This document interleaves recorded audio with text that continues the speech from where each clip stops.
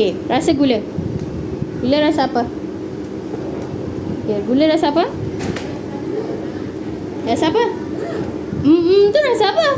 Manis. Manis. Bagus Wardah. Rasa apa gula rasa? Manis. Okay. Ini ialah garam. Okey, garam. Rasa garam. Rasa apa?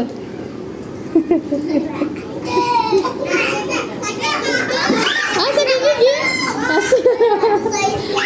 Okey, garam rasa dia masin. Masin. Okey, cuka warna dia apa? Putih. Rasa dia macam air putih ke? Air masak awak ke?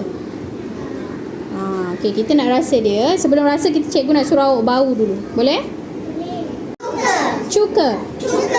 Okey, kejap. Okey, kenapa tutup hidung? Okey, boleh rasa cuka. Rasa. Oh my goodness, I got something. Rasa dia macam mana?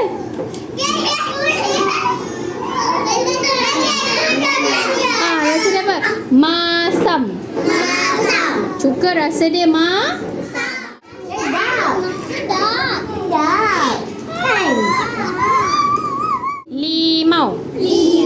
Limau. Okey, rasa limau.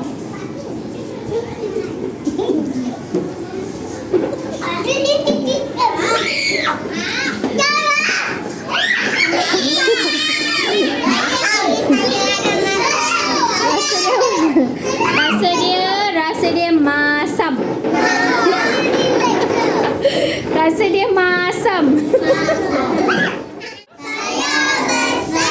Okey, boleh rasa kopi.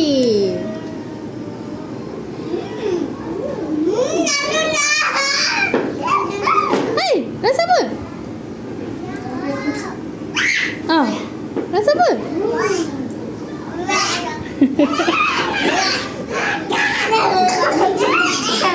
Rasa pahit. Asam keping. Okey, boleh makan sekarang.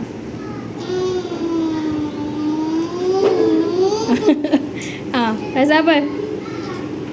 Tu siapa buat macam ni? Rasa apa? Boleh je Manda tu. Rasa dia macam mana? Confused. Sakit lidah.